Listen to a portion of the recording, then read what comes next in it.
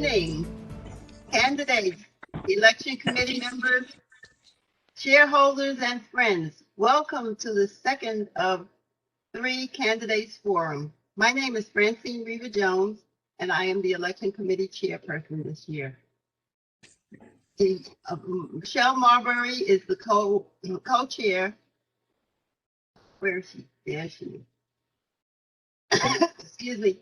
The other election committee members are Denise Gerald, John Gale, Sandy Krasnoff, Marita Taylor, you won't be able to see her, and Joyce Wilson, she's on the phone, and Jeff Buss is our counselor. There have been robocalls to the shareholders, and I welcome all of the shareholders that could join us this evening. To those shareholders who sent email questions, thank you very much. And now John Gale and I will read the election rules. Thereafter, Michelle Marbury and Jeff Buss will conduct the question and answer segment, and Denise Gerald will be the timekeeper. Okay. The rules are pursuant to the election rules, Section E, Paragraph 1. All certified candidates are invited to participate in the virtual forums. Each forum will be conducted using Riverbay's WebEx platform and broadcast live over Riverbay's master antenna television system, MATV, to all shareholders. Each forum will also be recorded and rebroadcast on Riverbay's MATV system at later dates throughout the remainder of the election period. The recorded forums will, to the extent possible, be made available for streaming over the internet. If a candidate cannot attend the forum and the candidate provides the election committee chairperson with the reason for non-attendance, the committee chairperson, with the permission of the candidate, can announce the reason to the audience. To allow maximum exposure for all candidates running in this year's election, the election committee has established the following guidelines for the candidates forum. There's 6 rules. Rule number 1, candidate will be permitted up to 2 minutes for an opening statement and up to 1.5 minutes, 90 seconds for a closing statement. It is the candidate's option to make shorter statements. 2, candidates are requested to refrain from personally attacking each other or from making defamatory statements which could expose Riverbay to liability. Candidates requested to show respect for their colleagues by not making gestures or facial expressions when another candidate is speaking.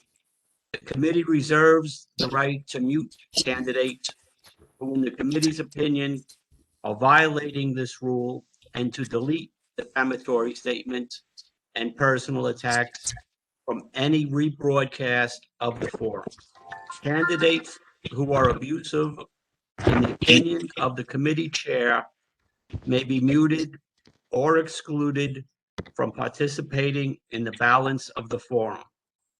3, no candidates will be included or allowed to participate in the forum who appears after the final candidate opening statement is made. 4, the candidates will be allotted 1 minute to respond to each question. Questions may be referred to individual candidates to all candidates.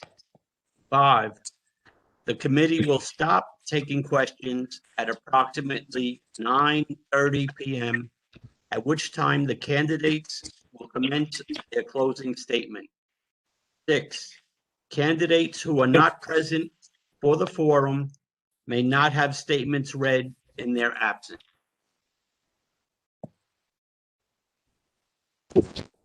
The election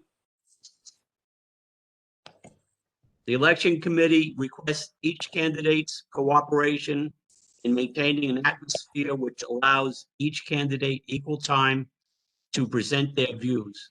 If there are any questions regarding the above, please direct them in writing to the election committee, care of Francine Reba Jones, chairperson. And to the Riverbay, the email address is riverbay2021election@riverbaycorp.com. And now this co-chair and Jeff Buss will take over for the question and answer segment. I will start with opening statements. So number one on our list where we took a random drawing, Monique Coleman is first. Thank you so much. It's always difficult navigating new technology, but I'm glad that we're all here. Thank you to the election committee, the shareholders, my fellow candidates, and my slate team progress. My name's Monique Coleman, and I'm running for the board of directors here in Co-op City. Although many people do not know me, most of my neighbors and friends know me. I am very much like many other people and shareholders in Co-op City. My demographics match those of many others. I work full-time. I'm a mom. I was a single mom for a long time. My kids were born here, raised here, and are now independent. They moved out. They're in their 30s. They live on their own. My mission is to contribute. My professional life has been in insurance, and I want to pursue initiatives as a board member that promote our health, including, financial fitness and physical fitness. I want to review our insurance contracts. I want to look at our budget. I want to get busy to do the work of Co-op City. I believe in, shareholders overall. I'm interested in working toward the greater good, not just my personal interests.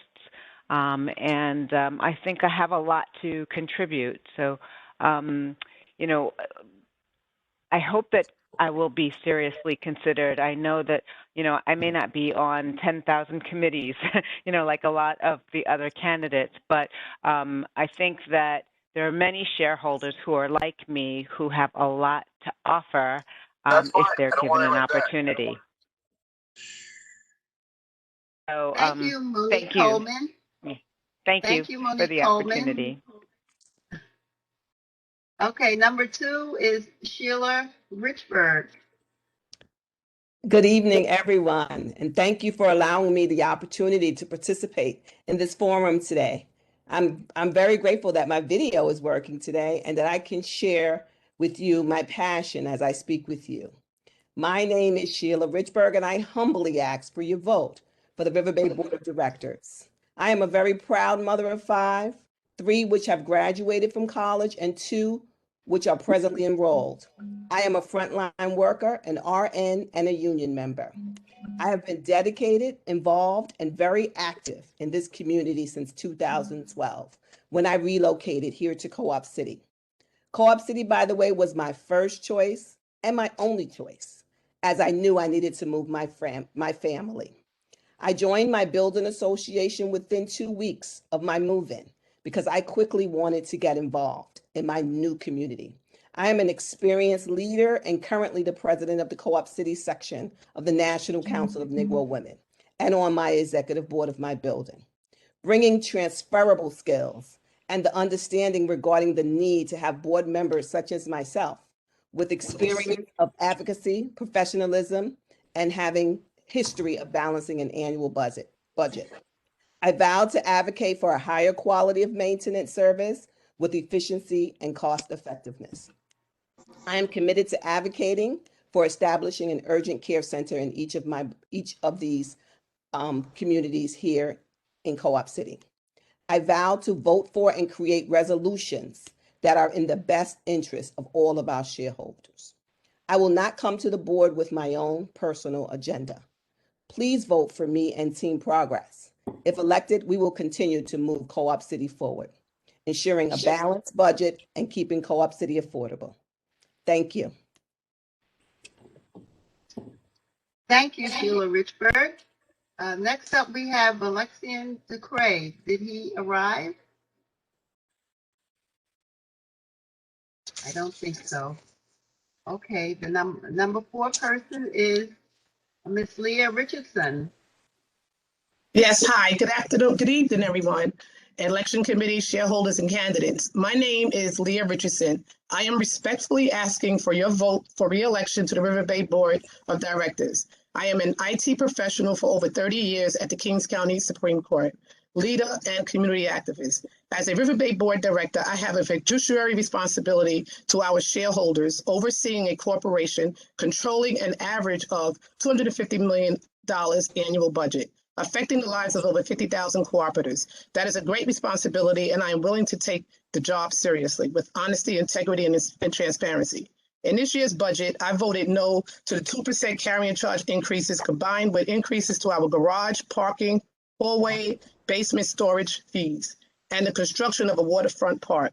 I believe we should revisit this proposal until after this pandemic is controlled. Funding for the waterfront can be diverted to promote other essential projects that may be priority at this time.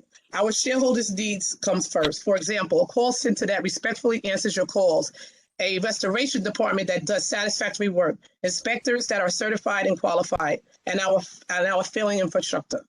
As a board director, decisions we make relates to property values, safety, long-term financial planning, use of property, and maintenance amenities.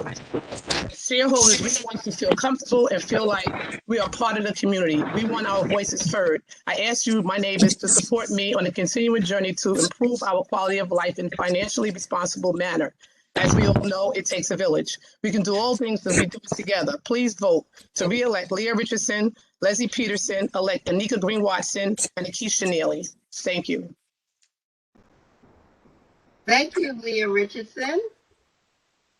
Next up, we have Akeisha Neely. Hi, good evening, everyone. My name is Akeisha Neely, and I would like to thank the election committee and my fellow candidates for tonight. I would be remiss if I didn't thank my fellow cooperators for the encouragement I received after the last candidates forum. Thank you very much for your unwavering support. You may ask, why am I running for the board? One word, advocacy. To effectively fulfill shareholders' needs, you must listen to their concerns and make decisions that will address these issues without heavily impacting their pockets.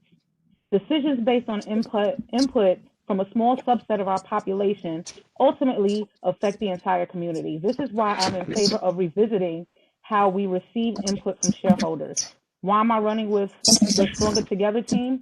I'm running with 3 like-minded individuals who have tirelessly spent their free time to create, implement, and support community programs aimed at bettering the lives of cooperators. Leah and Leslie both bring board experience, and have proven their commitment to this community. Anika has a legal background and strong analytical skills, which are good characteristics for a future board member. I'm a city worker for 22 years, and that longevity, I have many transferable skills, including leadership and organizational skills. Looking for transparency, advocacy, and unmatched analytical skills, vote for Anika Green-Watson, Akeisha Neely, and re-elect Leslie Peterson, Leah Richardson, all for one for all, because we are stronger together. Okay, thank you very much, Akeisha Neely.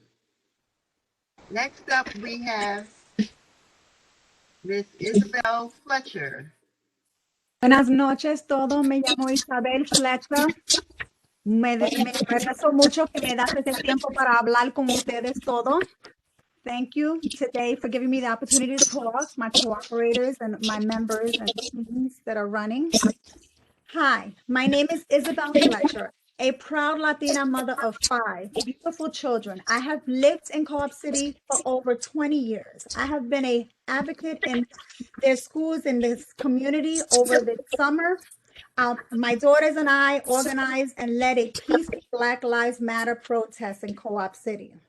My daughters, who represent as women of color, wanted to be on the front lines to fight for the lives that had been taken too soon.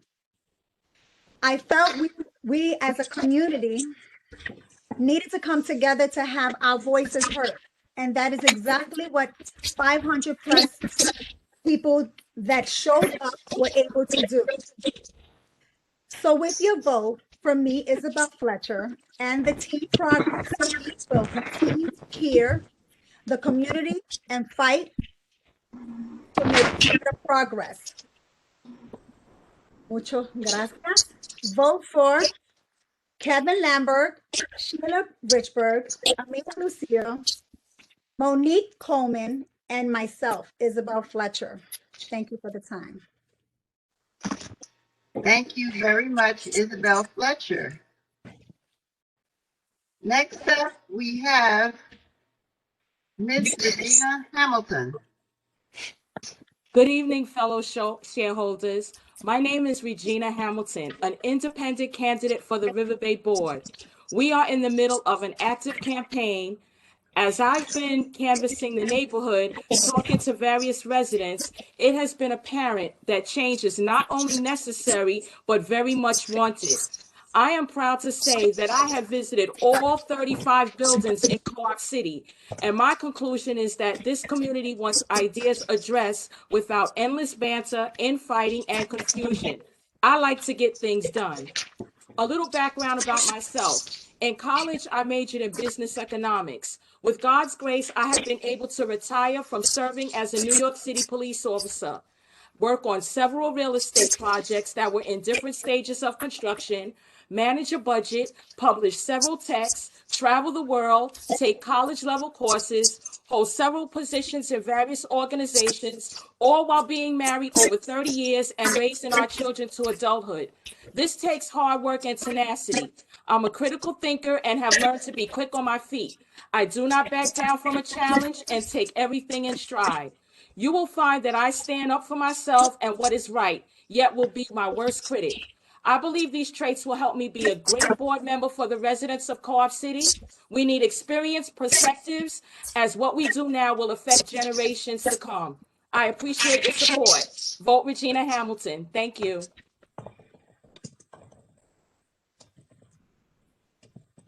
Oh, okay. Thank you very much, Regina Hamilton.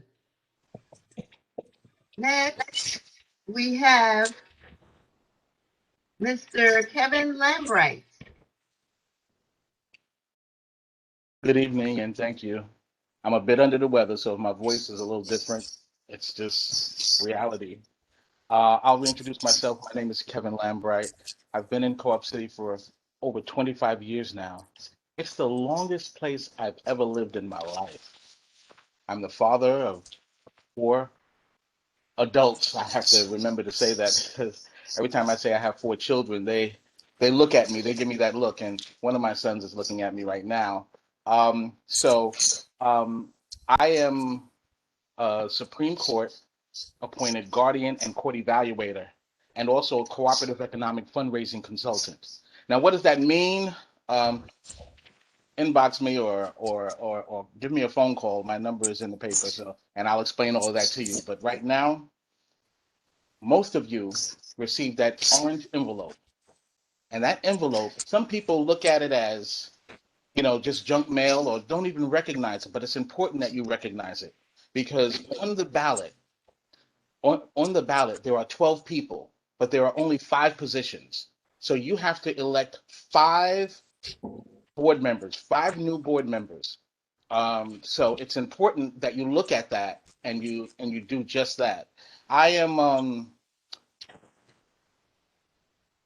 let me just say, because I'm in a lot of pain right now. I'm sorry, forgive me, but I am running with Team Progress, and that consists of myself, Kevin Lambright, Sheila Richberg, Amina Lucio, Isabel Fletcher, and Monique Coleman.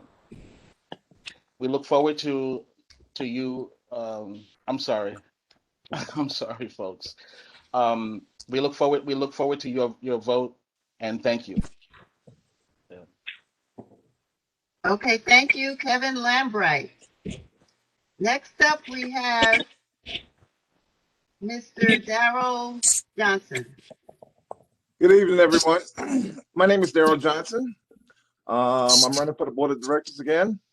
I need everybody to understand that this position lasts for 3 years, okay? So you need to elect board members that you feel very positive on, that can handle this position of a board member. Let me tell you about some of the projects that's coming up that we're facing, okay? Controversial projects.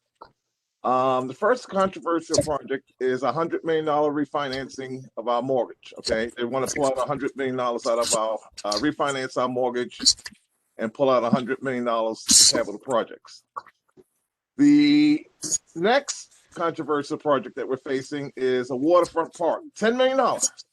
They want to spend on the waterfront park. All right. Then we have over $60 million in capital projects. We've been receiving annual carrying charge increases since 2012. All right. So you need to ask yourself, are you going to elect board members that will support these projects, or you're going to elect board members that will work in your behalf, okay, and try to keep our carrying charges low, okay? I'm against all these carrying charge increases. I put my viewpoints in the paper. My viewpoints are direct, they're very honest, and they're to the point. And that's the type of person that you need on this board here, okay? If you're going to elect people for 3 years, think about that, 3 long years, and they're going to be supporting annual carrying charge increases, well, you might have a problem, okay? So my suggestion is that you really consider the board members that you elect and make sure that you elect people that are going to represent the best interests of this community. Again, my name is Daryl Johnson. Thank you so much. Thank you, Daryl Johnson. You're welcome. Next up, we have Anika Green Watson. So please don't start the timer yet. Before you start, may I please respectfully request that Sheila and Sandra mute their lines? I'm getting a lot of interference from people speaking. So anyone who doesn't need to speak right now, can they just mute their lines? Thank you. All right, so good evening, everyone. I'm Anika Green Watson. Thank you all for attending today. I must thank the Stronger Together team once more for all the hard work everyone has put into making this a great place to live. I mentioned in my final election article last week that one lesson from the past year is that we have the ability to be way more agile than we had been historically, and that a little bit of change goes a really long way. I mentioned that identifying improvements or updates to a process is not a criticism on current process owners. In fact, this election is an opportunity to bring some additional thought leadership to the table and forge a path forward. To that end, I want to spend a little bit of time talking about Stronger Together and why I think we deserve your vote. Our team was deliberate about offering a slate of candidates with a range of expertise that we thought would complement the structure of the board. Our platform reflects that reality. Akeisha Neely's commitment to youth is unparalleled, and she somehow still finds time to be active in other pursuits, namely the Co-op City branch of the NCNW and the Co-op City Democratic Club. Akeisha's connection to the youth in our community stands to bring scope and depth when the time comes to discuss the fulfillment of the Youth Center agreement. Leah Richardson is another pillar of the community. I met her initially through the Community Relations Committee, which she chaired at the time. I honestly feel that Leah's got a secret elixir that provides her with longer than a 24-hour day because she actively participates in several organizations while maintaining a rapport with the broader community. If there is ever a problem to be solved, Leah works tirelessly to resolution. Leslie and I met through community relations as well. When I moved and lamented that there wasn't a building association, Leslie put me in touch with the right people to understand the process of starting one. Her deep knowledge of not only the community, but of management practices for a large development has proved invaluable. She has a keen awareness of issues and is a great historian to boot. I get a sense of pride when I stand alongside this trio because I know them to be experienced professionals, transparent in their motives for wanting a better co-op city for all, and 110% committed to improving the quality of our little community. Vote for all. We are stronger together. Thank you, Anika Green Watson. Next up, we have Amina Lucio. You're muted.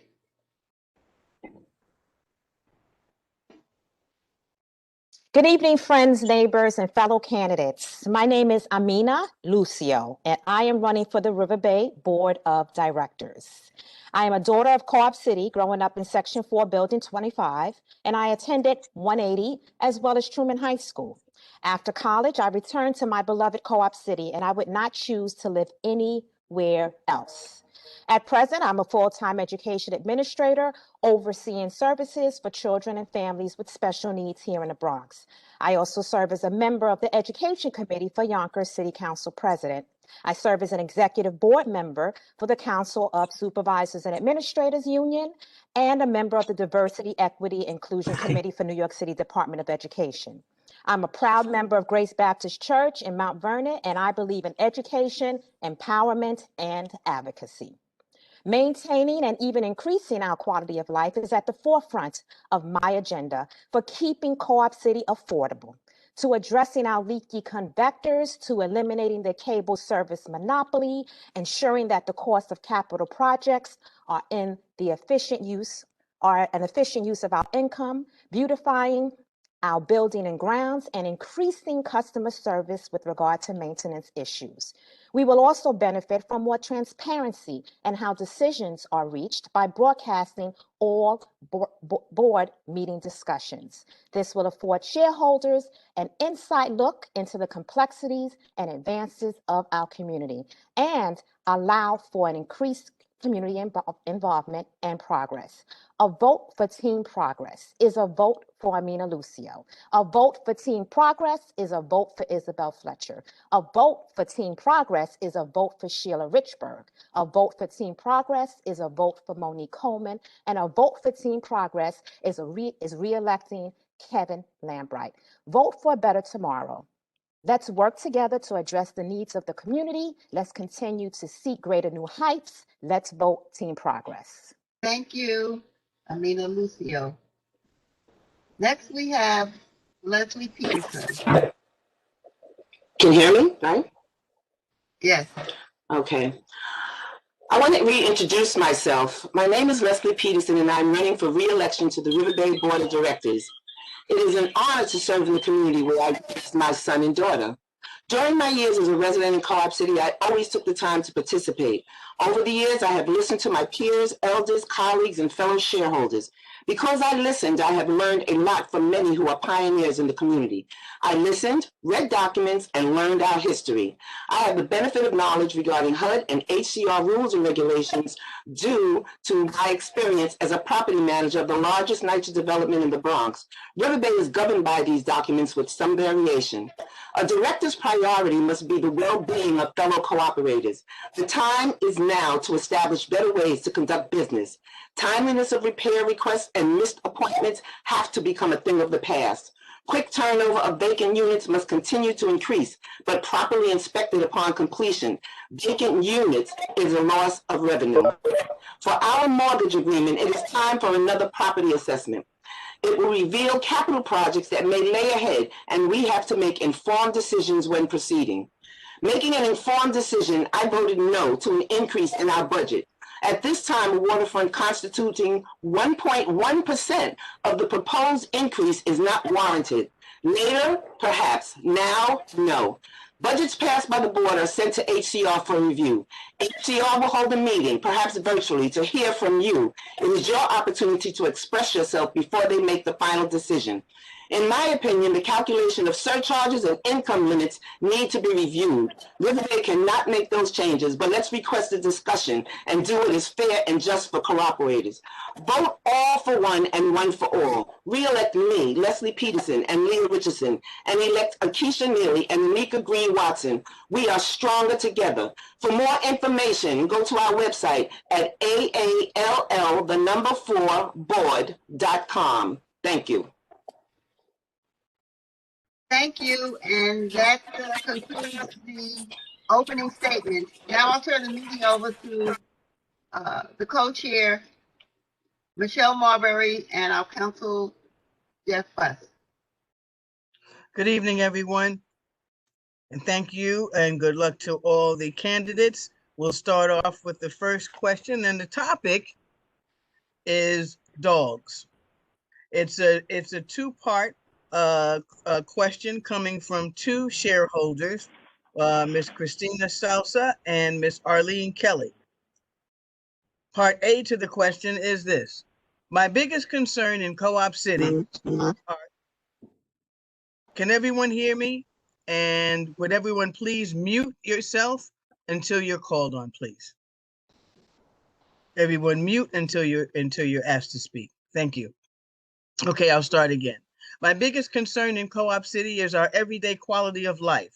One issue that is heavy on my mind is how to be proactive about dealing with dog owners' negligence to curb their dogs and pick up their poop.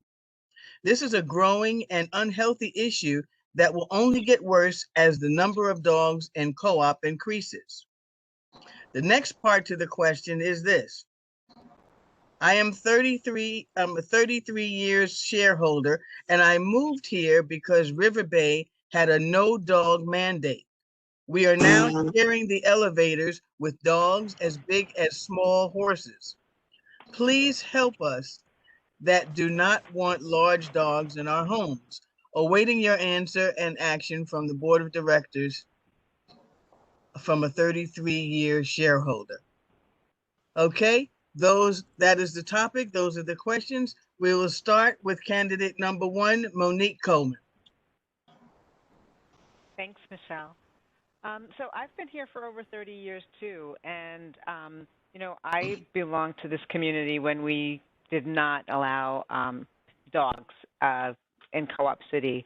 But my understanding is that we were sued, as we were all sued. We're all shareholders, we're all owners, and that based on that suit and the Americans with Disability Act, we were required to allow people to bring, to have animals.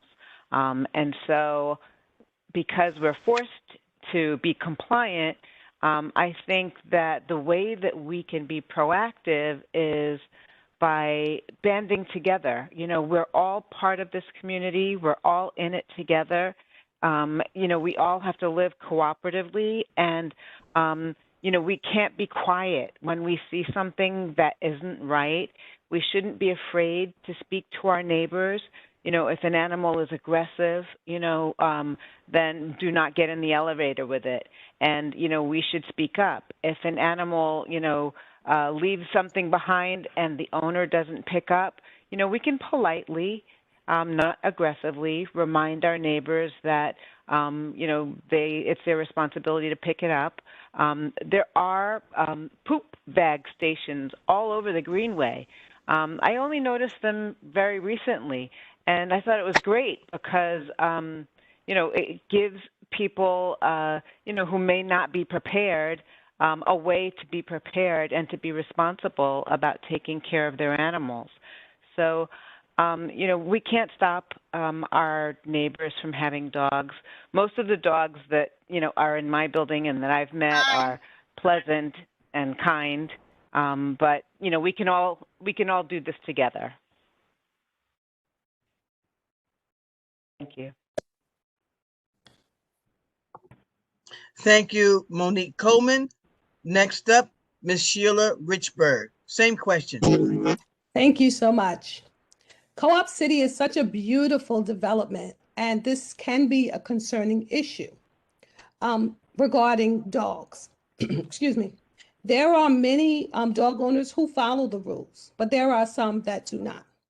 As we know, HUD and the ADA has determined that Co-op City residents can have dogs and comfort dogs for certain conditions like anxiety and depression with a letter from your doctor. And there are no size specifications. I'm a lover of dogs, and I see many of our shareholders following the rules. But there are some, whether they're legal or illegal dog owners, they may not be following the rules. I have seen some large dogs, some vicious dogs, and some dogs not even on a leash walking through our Co-op City area, not to mention the dog excrement that's left on the grounds. As a shareholder and as a member of the Riverbay Board of Directors, I would encourage everyone to report any violations that you may see to public safety. Shareholders can take a picture of anyone that's not following the rules so it can be investigated. I would also recommend working with the dog owners to see if there can be a dog park or a dog area specifically for the dogs. In some developments, dog owners are asked to report their dogs on their annual affidavits so that dog owners can be accountable for their dogs. Dogs may be here to stay, so we have to find a way to work with dogs. Time out. Thank you. Thank you very much, Sheila Richberg. And is Mr. Alexian Ducray present? Okay, we'll move on to Miss Leah Richardson. Leah Richardson, you have the floor. Okay, thank you. Thank you for the question. I also agree with Sheila Richberg in reference to the compliancy and in reference to speaking to CCPD and about the issue. The dogs are a very sensitive topic, and it is important that if we do speak to a shareholder that does have a dog, we respectfully ask them to please contain their dogs, because you don't want to escalate the situation. If you see any dogs without any proper ID, I encourage you to either take a picture and ask CCPD if they can look into the situation. Regarding the poop stations that you see around Co-op City, I presented that issue to the board and to management, and then now we have the poop stations. I also spoke to management about having more signs around the greenway in reference to picking up, after your pet. And we have those signs as well. So as a board director, I was actively involved in that issue with the dogs. So yeah, so I do agree with what Sheila said, and I also encourage shareholders to speak to management if they see that there's an issue with the dogs. Thank you. Thank you, Leah Richardson, and now Akeisha Neely. Yes. Can you hear me? We hear you, yes. Okay, great. So as the other candidates have stated, we do have we were sued, so there's not much that we can do in reference to the dogs, but my suggestion would be to activate something like a whistleblower line, similar to that, something that we already have, only because some people may not feel comfortable. Those that are not comfortable speaking to their neighbors, they should have another way or another avenue to visit if they don't feel comfortable speaking to their neighbors in regards to these dogs. Because some people do have a fear of dogs, and that fear of dogs may translate to a fear of their owner. So I think that initiating a whistleblower line to have the cooperators call and maybe an email or something to submit pictures or something of that nature would be excellent. And so also maybe think about an ad hoc committee. We have so many other committees. So why not have a committee that will work together? Because the dogs are becoming a growing, I don't want to say a problem to some and not a solution to others. So maybe we have a committee that works together to see what other solutions that we can come up that would work for the dog owners and those that are fearful of the dogs. Thank you. Thank you, Akeisha Neely. And now Isabel Fletcher, please. Hi. As we all know, it's the ADA rule, and it's something that helps the people in our community cope with stress, emotional, so it's a little bit touchy. I do agree with a lot of the team members that talking to cooperators is a little bit on the edge, because you don't want to affect someone if they're already going through things. We don't want to affect them, so you may know your neighbor. It'd be okay if you speak to them. Maybe if you don't know your neighbor so well, I don't think that's a healthy situation there. I do think that there should be enforcements or committees for them to know, and the signs. I've always said that they should have more signs around the greenway. It'd be easier for them to see, and then them say, okay, you know what, we gotta make sure that we keep up. But this is our grounds. This is for our children, for our families, for us to use as a place for us to release stress and walk as well. And it should be something that we take the dogs to the curb if all cooperators can. I know that many can't, but if they can, you take it to the curb. And if you can't bend down because you are in pain or you're having issues, then at least we know the cleaner could clean it up, but I just wish that everyone could do, but sometimes it could be hard for some not to be able to bend over or take care of their, I know they have them, but it's hard sometimes. I've seen it. But taking the dog to the curb would be the easiest thing for everyone so that it's not on the ground, it's behind our buildings. Thank you. Thank you, Ms. Fletcher. And the next up is Regina Hamilton. Ms. Hamilton, you have the floor. Thank you. My solution would be, because of the lawsuit, that all dog owners would have to register their dogs with Co-op City, and they would have an identifying vest or a leash that if CCPD would know that these dogs belong to the Co-op City resident. And as far as the picking up of the dog waste, I believe it would be easy to just put a bag station in the lobbies, a small bag station, because I see that the stations are few and far between. So some dog owners may not be able to get all the way to the station to pick up a bag. So if you have a small area in the lobby, as you go out of the building, you can pick up a bag, and then you would be responsible to pick up the waste, and all the shareholders would know, because you have the identifying mark on the dog, that it is a Co-op City dog and it is registered with Co-op City. Thank you. And thank you, Ms. Hamilton. And we're going to move on now to Kevin Lambrecht. Kevin Lambrecht, you have the floor. Yes, thank you. You've heard from about, I think, 7 people already about the dogs and what people think and how people feel. When I came to Co-op City, there was a no dog policy when I came here a little over 25 years ago. I had a support washing machine that I had to get rid of because I couldn't bring it to Co-op City. And I say support washing machine because I really needed it. I really liked that washing machine. I had it for a little while, but I had to really give it away if I was going to move to Co-op City. A lot of people come here and they have dogs. I'm a dog lover. I grew up with dogs. But I also am aware of the fact that there are some people here who have dogs that are, let me just say, I was going to use the word unlawful. And even if, and some people know that it's real simple, it's real easy to get a note from your doctor to say you need that you need a dog. And I'm not afraid to say that other people have rights too. Yes, people who have emotional issues, yes, and if you need a dog for medical reasons, yes, I'm all for that. But those who don't and who are taking advantage, we have to figure something out. We really do. Because dogs are allowed to run on the grass, but our children are not.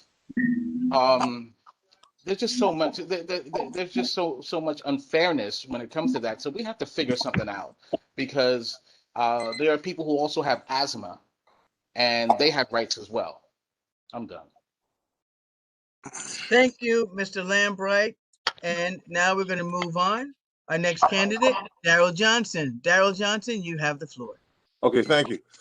Here are my solutions to this issue with the complaints about dogs.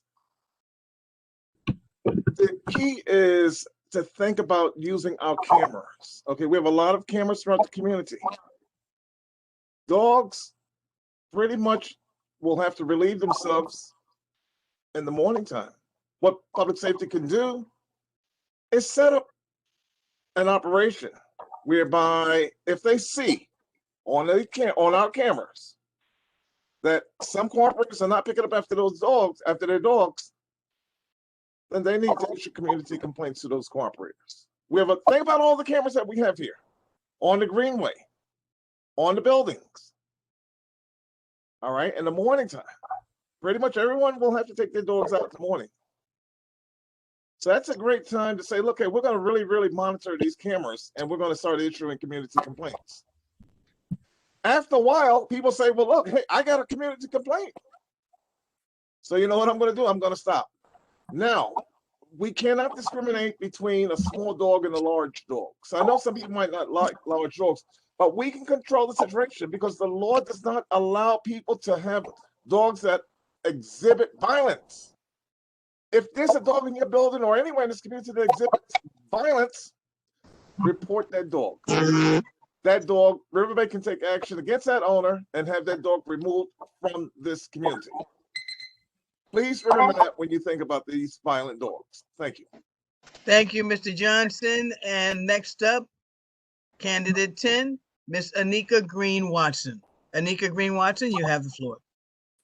Thank you. So I too remember a time when we were a dogless community, but again, in compliance with ADA guidelines, as you know, several candidates have mentioned, we find ourselves sharing spaces with dog owners now.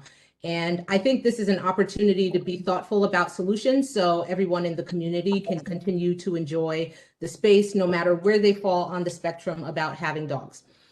We all have a responsibility to keep the community running effectively, and we have rules which govern how to occupy shared spaces. As I mentioned before last week, you know, in fact, when we were talking about rules, I'm always in favor of enforcement with respect to the particular rules that are related to what I like to call quality of life issues. So this incorporates, you know, the pet issue before us, noise related to pets and upkeep of the common areas. So I think with respect to the dog issue, we have to rely on the vigilance of our neighbors, i.e. ourselves, to ensure that fellow shareholders are being good neighbors. There's a mechanism for reporting infractions, and unfortunately, we just have to make sure that we're raising these issues to management, and you know, we'll have the ability to issue community complaints. We have to make it prohibitive for shareholders to engage in certain types of behavior while making sure that we're compliant with applicable regulations. And the way to make it prohibitive is, you know, through the fining structure. So thank you. Thank you, Ms. Watson. And next up, candidate number 11, Ms. Amina Lucio. Please mute, everybody mute. There's a lot of feedback right now. Hold on, Ms. Lucio. Okay, everybody mute. Thank you, except Miss Amina Lucio. Thank you. Thank you. So I've always been part of that marketing mantra. If you see something, say something. After 9/11, we heard a lot of that on the trains and our bus systems. We need to really, if we see something, say something. We shouldn't be afraid to have conversations with our neighbors. I am a dog lover. I love dogs. I don't own a dog because of the responsibility that it takes to feed and walk and care for a dog. But I do love dogs. And as a psychologist, I understand the need for therapy dogs. I understand the need for comfort animals. So I get it. Perhaps we need to explore, as someone mentioned earlier, I believe Sheila, the affidavit. Folks placing their dogs on the affidavit. Also, a chip implant. Maybe we can explore a chip implant where all dogs receive some kind of chip implant and we're able to track, just like the COVID tracking app that was just developed during the pandemic. There's a lot of things that we're going to have to consider when we're talking about comfort animals and service animals, and whether or not they're legal or illegally maintained here in Co-op City. So perhaps a chip implant, exploring the affidavit, and of course, having discussions with our neighbors. Our neighbors are just like us. They love their animals. I'm an animal lover. I get it. And I would love to see, if we ever explore further the water park, creating a dog park. A dog track for dogs to meet up and they can receive the exercise. And of course, the dog owners can meet up as well. So there's a lot to discuss with regard to dogs, and I'm willing to explore. Thank you so much, Ms. Amina Lucio. And next up, Ms. Leslie Peterson. Leslie Peterson, you have the floor. Hi, everybody mute. Hold up 1 second, Ms. Peterson. Everybody mute except Leslie Peterson. Everybody mute. Okay, go Leslie.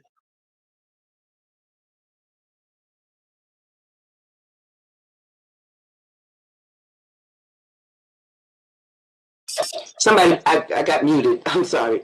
Yes, what I wanted to state is that we did have an ad hoc committee. It was a dog committee, the ad hoc dog committee, and many of the things that we learned, many people need to know. So I'm listening to a lot of ideas here, and while they're all really great ideas, the majority of them are illegal. The Americans with Disabilities Act, the federal government, state, and city have guidelines. You cannot force somebody that has a comfort or a service dog to take them to a dog park. So while the idea is nice, you cannot make them go there. When it comes to them wearing vests, you cannot discriminate and make them an object or you cannot discriminate. So the fact of tags, we were looking at tags and different colors and stuff so that officers would be able to determine who is a legal dog and not a legal dog. You cannot determine the breed. You cannot determine. There are many things that Americans with Disabilities Act and the government has forbid us from doing when you have a service and a service and a comfort dog. So what we may have to consider is something that NYCHA did consider, because this is going to continue. I remember when there was only 300 dogs, and I think we're now up to maybe 1,000. And what will happen is people will continue to go to their doctors and get notes. And this was happening with NYCHA also. So what they did to get control of it is NYCHA is way older than co-opcity. They took control. They made themselves a dog community, and now they have control over the breed, the number of dogs, the size, the weight, and insurance and other things also. Thank you. Thank you, Ms. Peterson. And now I will turn the mic over to everybody mute, please. Everybody mute. Okay, I'll turn the mic over now to our counsel, Jeffrey Buss, for the next question. Jeff, you have it. Hi, Michelle, and good evening, everyone. Thank you so much.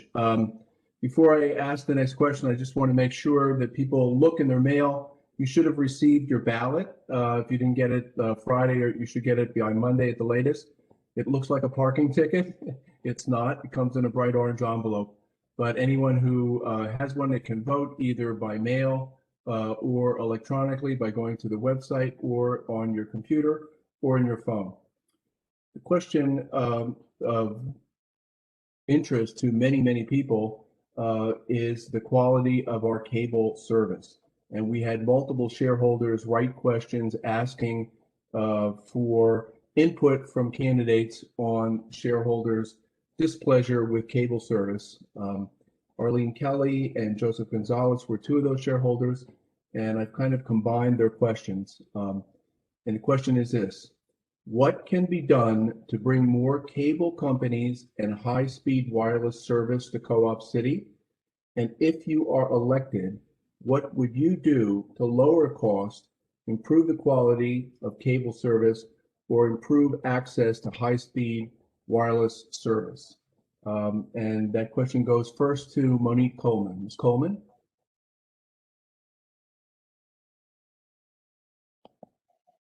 You have to unmute yourself, Ms. Coleman. Thank you. I kept muting and unmuting.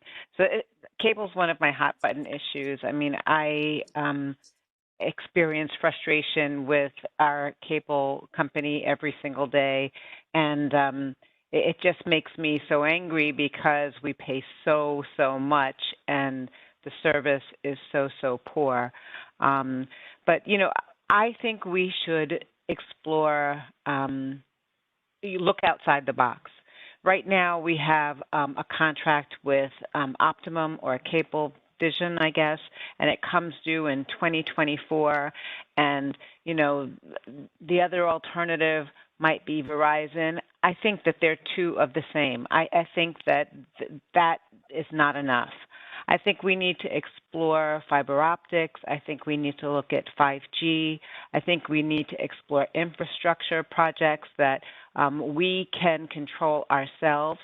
There are smart cities all over the United States that have, you know, really interesting projects where communities control their own internet and cable access. And I think we should explore that first. And I don't have any technical expertise, but I've talked to a lot of people and I know it can be done. So you know, I think that we should explore 5G and fiber optics. Okay. Thank you very much, Ms. Coleman. Next, Sheila Richberg. Thank you. Our current contract with Optimum Cablevision will end in 2024. And it is my position, as well as my recommendation, that we begin to vet some alternative companies now. I'm sure when the word is out that this huge community of Co-op City is looking for cable companies, that we will find some competitive rates. We can look for companies other than the giants like Cablevision and Verizon that may offer high-speed service here in this community. I think friendly competition always works. Why do we have a monopoly when there's so many other companies out there? If we open up the bidding, we are assured to find people that are willing to work with us. I know there are companies that offer services and streaming services such as YouTube, Sling TV, Hulu, to name a few, and they have multiple TV channels. Not all of us need Wi-Fi. Some of us don't. We would only have to look for Wi-Fi. Myself, I have a cable-ready TV, and I don't pay for cable. I only pay for Wi-Fi because my TV has that built-in system where I get thousands of channels which service me. I get live TV shows, I have Netflix, and I don't pay $200, $300, $400 for cable service because I think it's a waste. I work too hard for my money. So I think the days of us having monopoly like Optimum and Cablevision providing subpar services can be over if we just do our homework. Thank you so much. Thank you, Ms. Richberg. Next, I don't believe Mr. Ducre has joined us. Mr. Ducre, are you there though? Okay, so next the question goes to Leah Richardson. Hi, good evening again. Yes, that's a very, very sticky subject with Verizon, Altice, and so forth. Our previous management agent negotiated this multi-year deal with Verizon. It should end in 2024, I believe. But we as a community, we should be able to do some research, and I believe also that we need to have an ad hoc committee, but an ad hoc committee that has technical experience. We need technical expertise to navigate our way through this, because this is a huge development, and it takes like fiber optics and knowledge to mandate this this development. But personally, I feel that we really only need Wi-Fi. Just like Ms. Richberg said, there's so much options out there. We shouldn't really have to focus ourselves on these conglomerates, companies out here that want to monopolize our development. So, you know, there's a myriad of things that we can do, but more importantly, we need an ad hoc committee that has experienced technical people involved. And that's basically it. Okay, thank you very much, Ms. Richardson. What I have to say. Okay, thank you. Next, Ms. Akeisha Neely.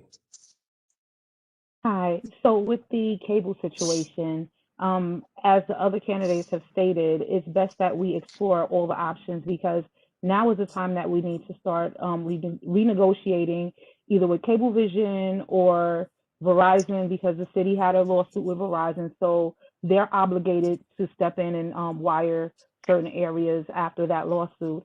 We also need to look into what we can do ourselves as a community. We once had community home entertainment, which is outdated and antiquated, but you know, maybe if we have a committee of IT professionals that can work together, we can come up with a solution to come up with a better way and a lower cost, so that cooperatives aren't spending as much money.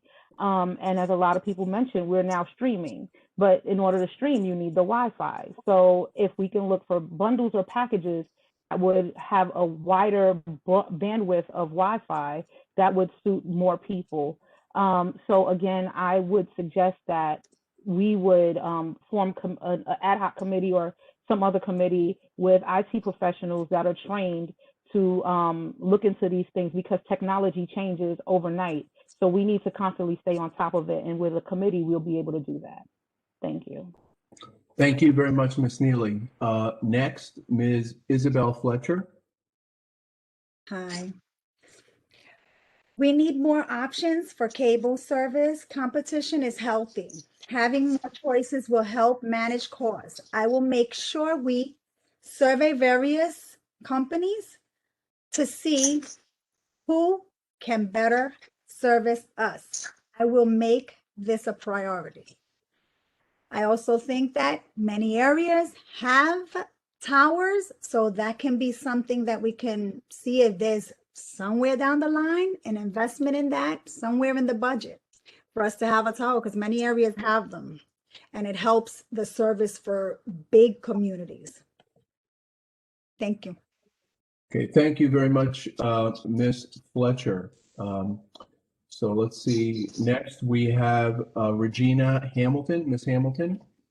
Thank you. Yes, I have a little bit of knowledge about this subject as my father retired from Verizon after 46 years perfect attendance. He was there when it was New York Telephone. So the basic thing I know about it is that most of the cable companies use the same wires. So I would suggest reviewing the contracts. I don't know why a contract was signed that only allowed one cable company to be in this community, but we need to take more care to review contracts. And also when it is up, we need to be able to look at the proposals from other companies.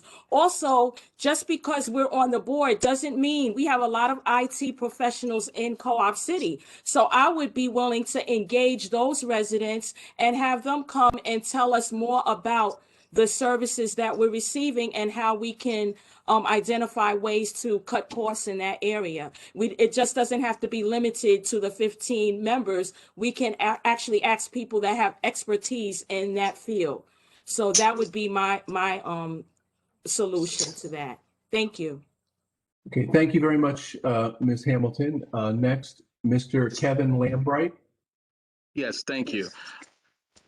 When I first came to Co-op City, I didn't know too much about co-ops, but I believed that co-ops, they owned everything. Like they owned their own stores, everything was owned by the shareholders. They owned their own everything, power plant.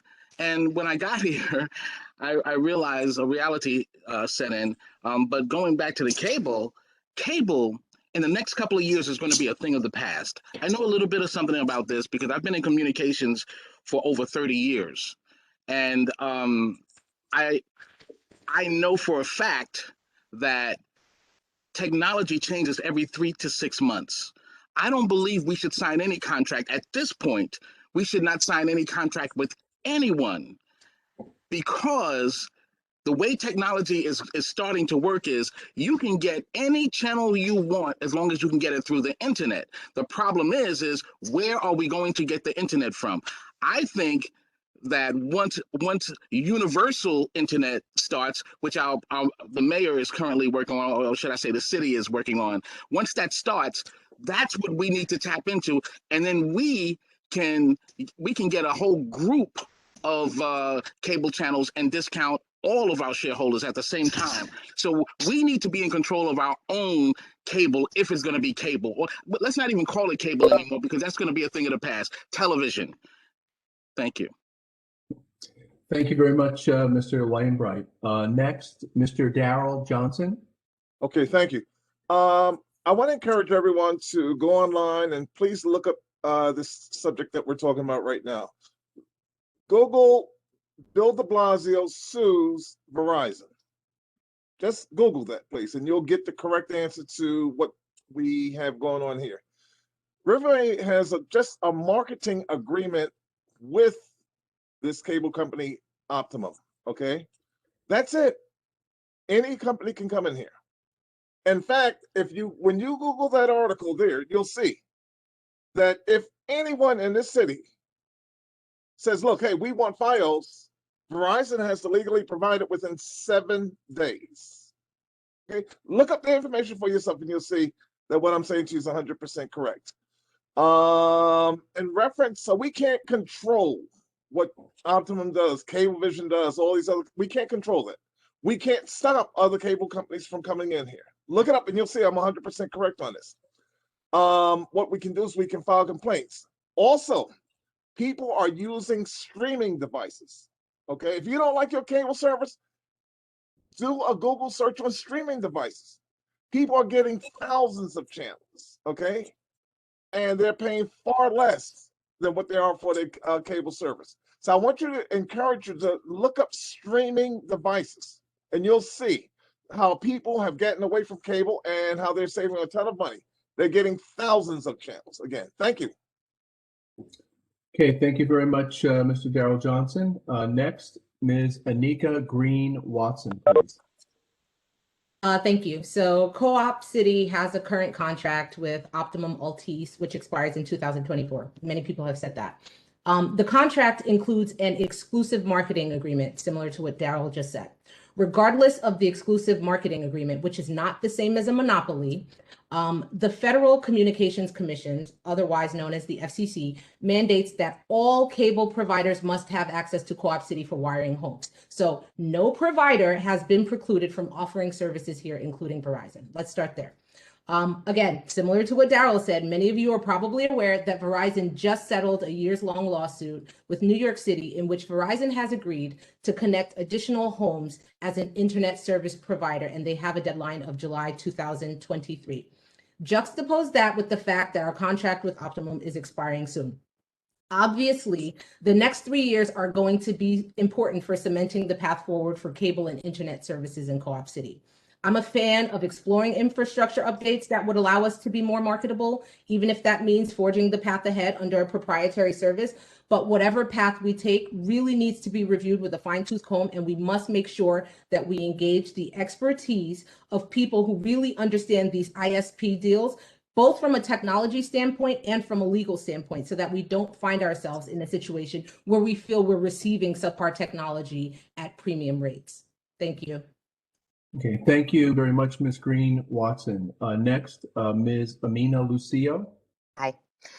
So I'm currently sitting in the Bartow office because my internet service is so weak and so unreliable. I subscribe to Verizon DSL, which is very similar to dial-up. And since I've been working from home for the last year, I've noticed a change when I have a laptop as well as my cell phone and other items such as the television going on. When I first moved to co-opcity, I subscribed to Community Home Entertainment. I believe that's what it was called. And then all of a sudden, a couple of years later, they disappeared. And since then, I have not had cable. And why haven't I had cable? Because of the high prices that we're paying for cable service, something so elementary, something that should not cost $100 a month.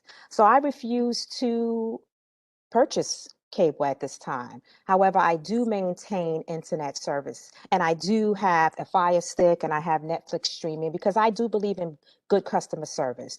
Just a week ago, I contacted Optimum and I ordered online Optimum 300 with the Core TV package. It was advertised for $60. By the time I finished ordering, it was over $100. When they called me to install, it was an additional $20. And I said, why is it so expensive?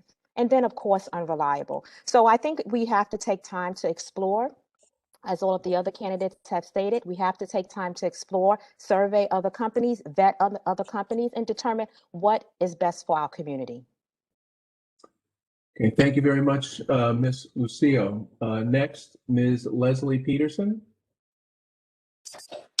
Yes, most people have responded to the question in ways that I would.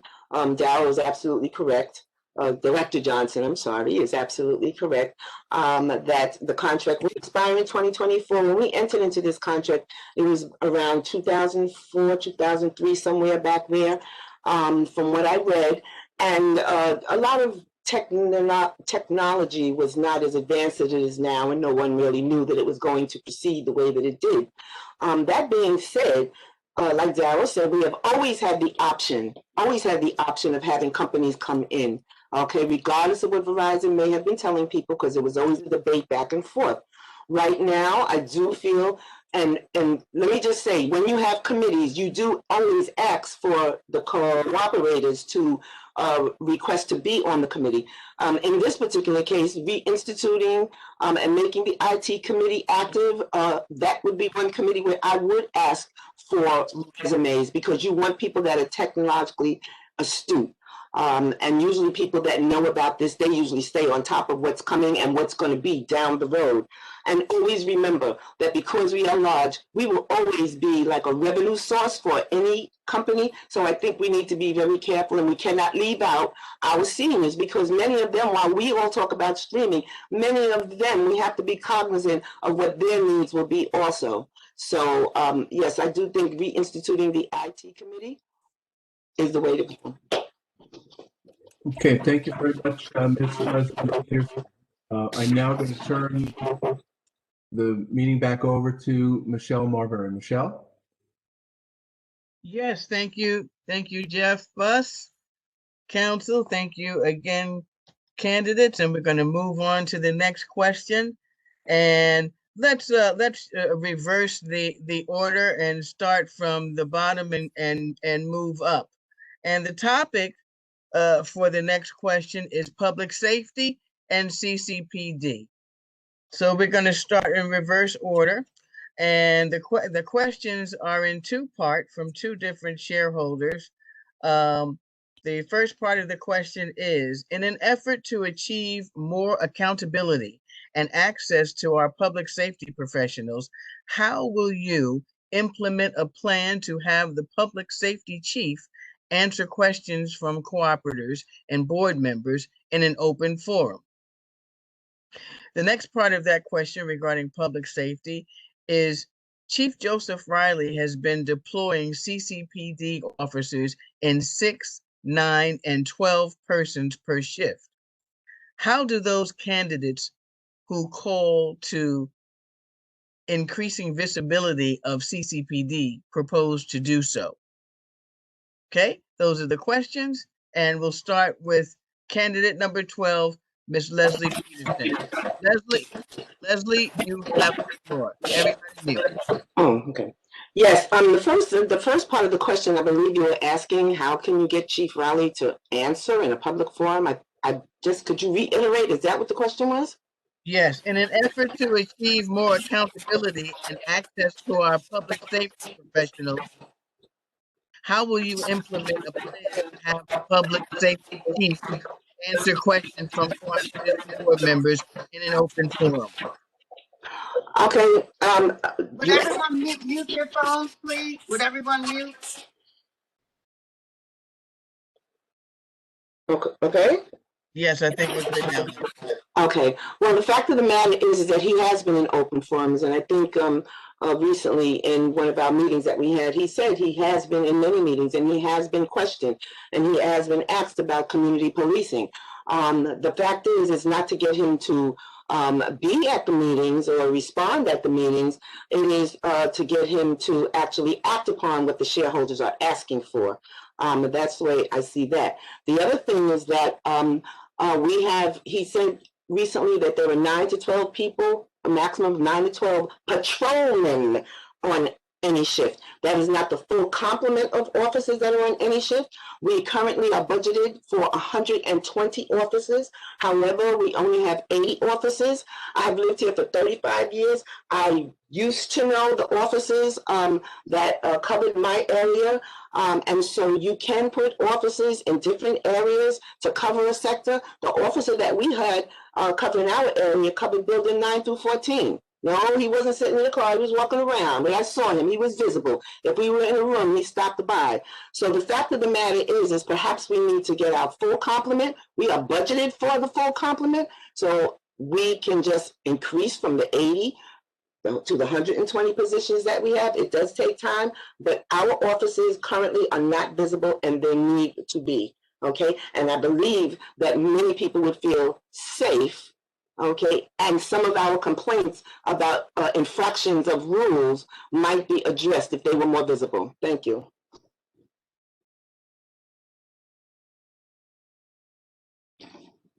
Hello? Thank you, Leslie. Michelle, start working. I'm going to take over to Michelle back with his thumb.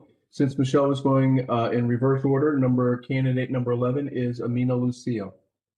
Ms. Lucio? Yes. So an open forum, definitely, it has to go beyond an open forum just to the directors. There should be more communication, more outreach to actual residents.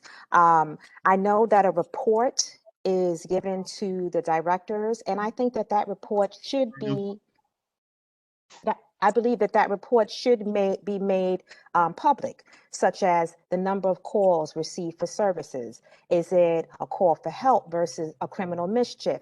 We don't know what the crimes are, if any are occurring. We are, I have to say, a low crime community, which is, I'm grateful for, but we still should have access to information shared with, well, what exactly are the calls that they're receiving? Is it property damage? Is it, falling objects? Is it a suspicious person?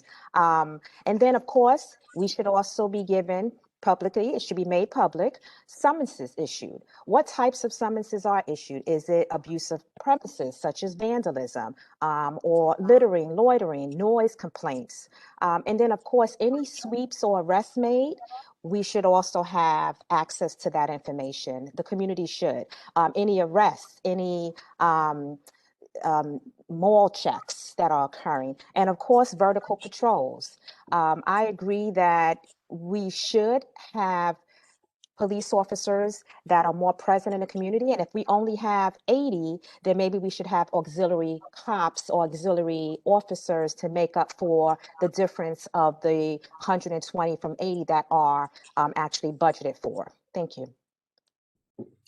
Okay, thank you. Michelle, go ahead. Yes, okay, thank you, Amina Lucio. And next up, Anika Green-Watson. Anika Green-Watson, you have the floor. Okay, so when we talk about the safety of our community, we're not speaking in a vacuum. In actuality, other communities across the nation are feeling and pushing for community policing. In fact, the NYPD itself is attempting a new patrol paradigm. Community policing has the potential to serve a variety of purposes, namely crime reduction and changes to how the residents interact with the police, strengthening that bond. So there are a couple of ways we can approach problems in general. Detective or mitigation, which would either be to accept things as they are, to avoid talking about them altogether, to transfer the responsibility, perhaps to a NYPD, as I've heard people mention, right? Or to reduce the risk. All I'm advocating for is to ensure that the resources that we commit to CCPD result in our residents feeling safer. And so to Leslie's point, that means to have the full appointment of officers to which we are entitled. Improve CCPD visibility means just that, improve. It does not mean there isn't any visibility at all or that we can't do other things in conjunction. With respect to the public safety chief question, I myself have seen him in a public forum answering questions. So again, echoing Leslie's sentiments, I don't think that's the issue. Accountability, though, and visibility would do a lot to continue to build that relationship with the community. So that's where I think we spend our efforts. Thank you, Ms. Anika Green-Watson. Next up, Daryl Johnson. Daryl Johnson, you have the floor. Daryl, unmute yourself. Chief Riley is a very nice gentleman. He's very respectful. He respects the board. He respects the community. He does answer questions. What we can do, just like we're having this meeting right now, we can have a board meeting and we can have him here during the board meeting and he can answer your questions. Or what you can do is you can invite him to your building meeting. Just have a building meeting and he will go to your building meeting. Okay. Again, he's a very nice gentleman. In reference to visibility, look, we have a lot of cameras in this community. Okay, a lot. And those cameras need to be monitored. Also, my suggestion has been to place an officer, say for instance, we have clusters of buildings. We can place an officer, we should place an officer near the cluster buildings. So you have the cameras being monitored and you have an officer near the cluster building. If somebody commits a crime in a building, that officer or team of officers can pretty much arrest that suspect. That's what you want here. We, in reference, carrying charge increases, okay? We have the money for it. Look at all the carrying charge increases. $10 million for Waterfront Park? What would you need that for? You could spend that money on bringing improvements to your public safety. That's the way I would do things, all right? Instead of spending, say, $10 million on a Waterfront Park, taking $100 million out of your loan. Invest in your public safety. That's the way we should do it. Thank you. Thank you, Daryl Johnson. And next up, candidate number 8, Kevin Lambrecht. Kevin Lambrecht, you have the floor. Yes, thank you. There's just so much. I'll try to get it all in. Investing in public safety is very important. I recently took over the chair for the security committee, so I've been in contact with Chief Riley for, well, at least 3 or 4 times a week. We meet. We haven't had any security meetings on Zoom, mainly because a lot of the information is very sensitive. And if everybody's not in the same room, there's certain information I do not want to get out and that we should not put out there into the public. As far as the hiring more officers for visibility, that money has to come from somewhere. And just so there's no misconception, the water park, I know some people are telling you, and they constantly saying that it's $10 million. It's but $10 million. It's a misconception. That's and if some of you feel manipulated, I understand because of that, but it's not $10 million. And most of the people who are in the room and in the boardroom already know that, but some of us would rather say $10 million because it sounds good. It's not. Money for public safety has got to come from somewhere. We are set to, we have a class in right now, and that should bring us up some more. So we're going to start within the next 3 weeks. We're going to start seeing more visibility because we have more officers coming on. Time up. Thank you, Mr. Lambright. And next up, Regina Hamilton. Regina Hamilton, you have the floor. Okay, thank you. Well, that's pretty much my area of expertise, having been a New York City police officer for over 20 years. I retired. I worked in all 5 boroughs in different capacities over the years, and I've seen many things. The best day as an officer on patrol was when no one was in need of an emergency, when no one even needed us to assist them. So what I have noticed, though, is that the community actually sets the standards for the public safety and for the community. So the police officers are there to complement the standards that are set in the community. So I think that we should be able to raise the standards, and then you don't really need as many police. If you look at some of the neighborhoods right here in the Bronx, they don't have a heavy police presence because they have a higher standard. They look to a higher standard. They expect a certain standard. And that's what we should do here in Co-op City.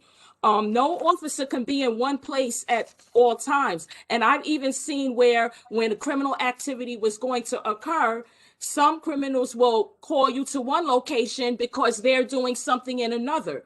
And so therefore, the police officer is not even in that location. So we have to be very careful about designating an officer to stand in one place or to be in one place. What we should do is just encourage everyone to raise the standards. And I believe with engagement, I know I can bring that engagement and let people know we want to live beautiful here.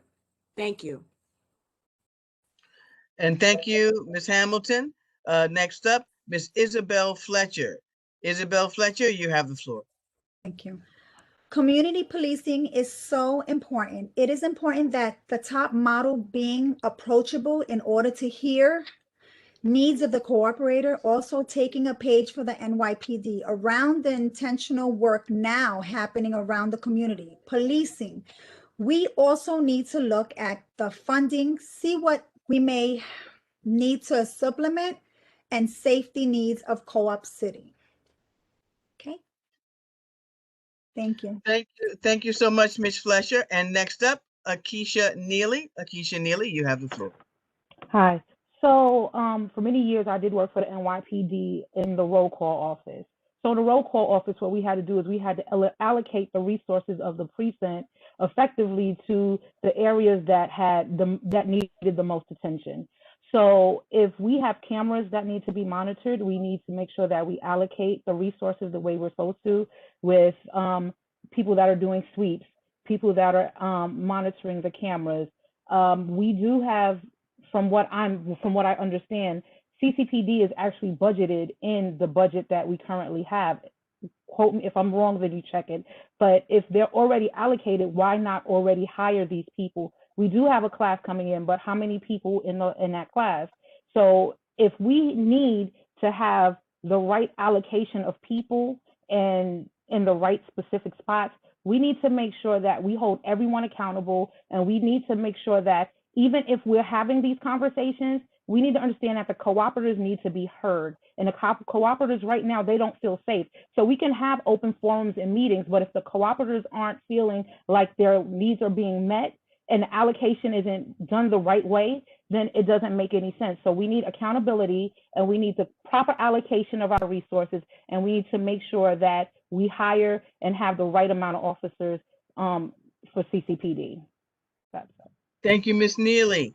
And next up, Leah Richardson. Leah Richardson, you have the floor. Thank you. Yes, I agree with Daryl that Chief Riley is vocal in the community. We need more accountability, of course, from CCPD and visibility. I also agree that we need to invest in our public safety more than we are doing so. I strongly encourage community policing and engagement. The goal of community policing is to reduce crime and disorder by carefully examining the problems in the neighborhoods and then applying appropriate problem-solving remedies. It is a proposal that was implemented years ago in our community, and it worked. If we see police presence regularly, then it will also ease our minds, and we will feel a sense of security in our community. Shareholders need to attend the town hall meetings that occurs throughout the year so they can have a voice and they can voice their opinions. This allows the community to have the ability to speak, be heard, and have their perspectives considered. So, and I also agree that we need to hire more police. We have the money. We need to reallocate our monies respectively. And that's my comment. Thank you, Ms. Richardson. And next up, Sheila Richberg. Ms. Sheila Richberg, you have the floor. Hello. Can you hear me?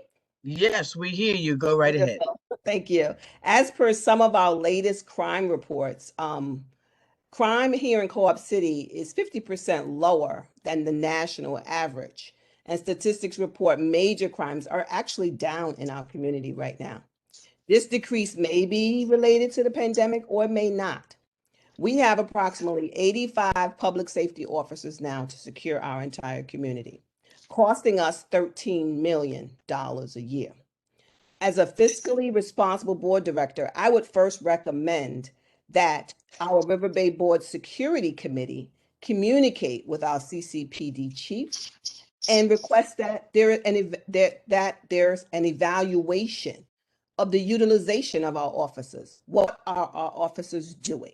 What are they doing during their 8-hour period or 9-hour period that they work? Are we fully utilizing our 80+ officers that we have? Are they working to their maximum? Are we willing to just pay more for officers that aren't doing what they're supposed to do? Sometimes having more officers doesn't equate to being more efficient or making us safer.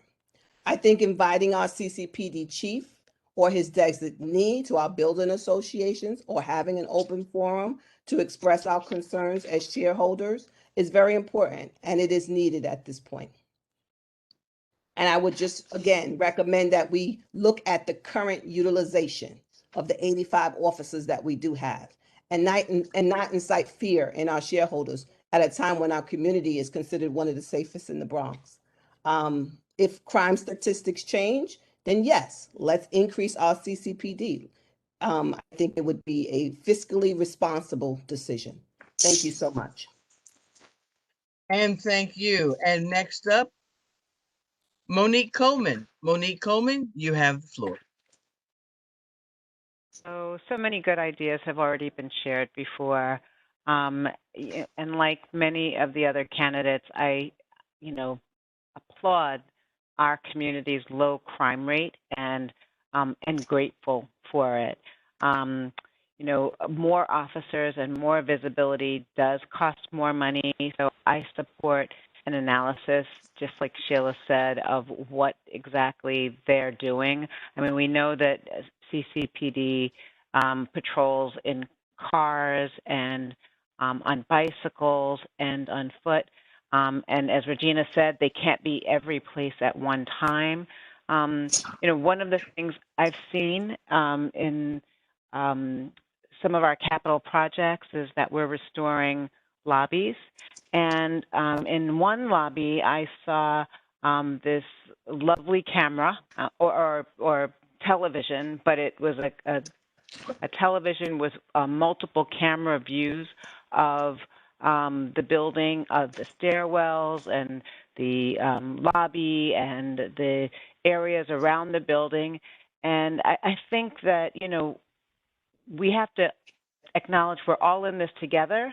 And so if we had technology to help support the security, we as cooperators could also participate and see something, say something, so we could be part of the process, the process of maintaining our safety. And then in terms of having, access to the chief, I support them, coming to building meetings and maybe having quarterly forums where cooperators could ask questions directly. But, during this entire process, as many people that I've spoken to, many people don't even realize that there's an election going on. They don't know. They don't. Okay, thank you. Sorry, I couldn't see your, I didn't see it. Thank you. So, Francine, if you're the chair here, but do we have time for one quick question, one more round? We started a little late. I think so. Yes. Okay, then I'll jump right in. Thank you. And Monique Coleman, we're going to go first with you. And this is actually a committee question. Many shareholders do not participate in our community. They don't attend building association or town hall meetings.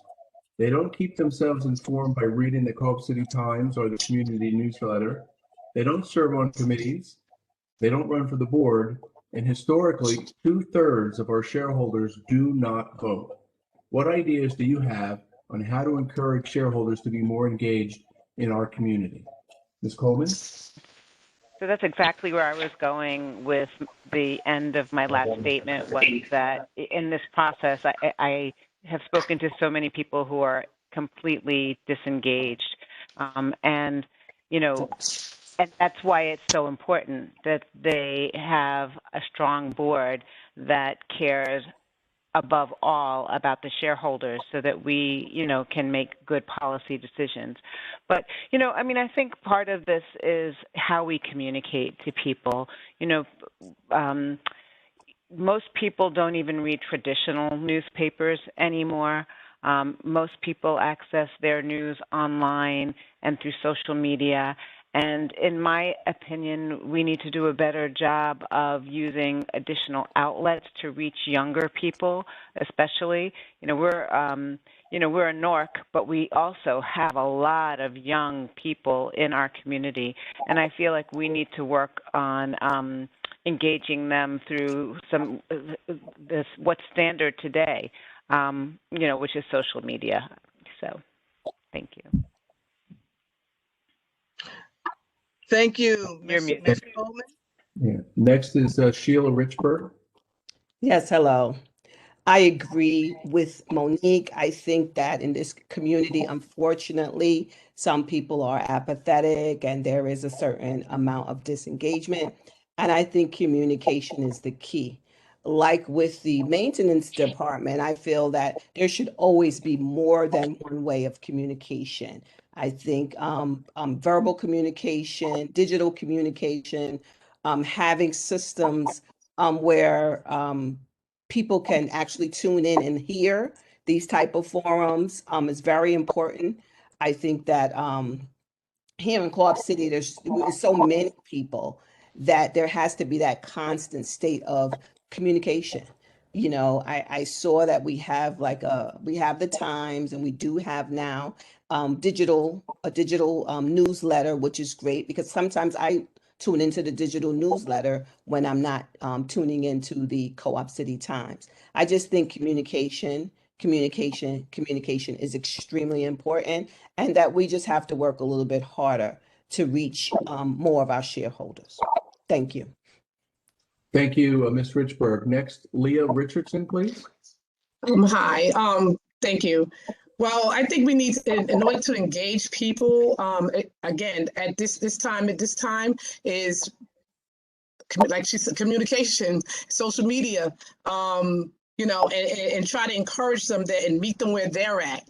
Because, you know, everybody, you know, everybody's thoughts about this community is different. So the only thing I can think of that we can do is just keep drilling it into people that, you know, we are here for them. We are here for the community, for them, as board directors and as community leaders. We need to keep communicating with them. That's all I can think of to do is just communicate. And that's my comment. I'm sure everybody else is going to probably say the same thing. Okay, thank you very much, Ms. Richardson. Next, Akeisha Neely. Hi, I'm 44 years old, right? So most of my demographic does not read the Co-op City Times. Most of my demographic follows the newsletter, or they may go on social media. So you have to make sure you have a various amount of ways to communicate with people. For example, we had a survey that was sent out. If it's in your carrying charges, so many people go through pay lease. So some people don't even open their carrying charges. So if you put something in the paper or you put something in your carrying charges, you lose a large demographic.